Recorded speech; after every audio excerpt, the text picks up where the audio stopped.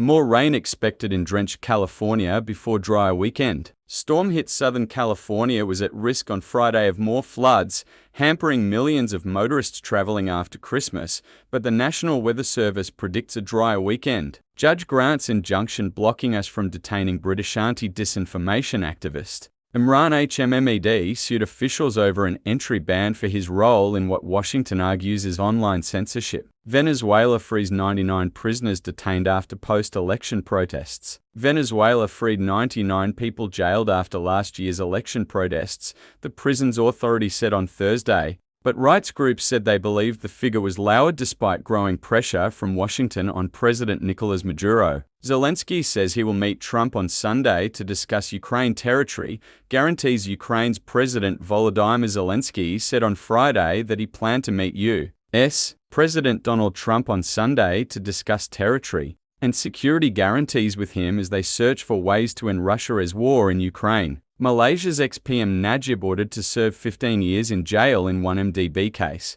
A Malaysian court on Friday sentenced former Premier Najib Razak to serve 15 years in prison after convicting him on multiple counts of abuse of power and money laundering over his role in the multi-billion-dollar fraud scandal at State Fund 1MDB. Putin sends a signal to Trump on Ukraine proposals. Meanwhile, Russian President Vladimir Putin's foreign policy aide spoke to members of the U.S. administration after Moscow received U.S. proposals about a possible Ukrainian peace deal, the Kremlin said on Friday. Moscow sentences Russian diplomat to 12 years for passing secrets to U.S. intelligence. A Moscow court sentenced a former Russian diplomat to 12 years in a maximum security penal colony for selling secrets to U.S. intelligence while on a posting to the United States, the Federal Security Service FSB said on Friday. The US has launched strikes against militants linked to the Islamic State group is in northwestern Nigeria,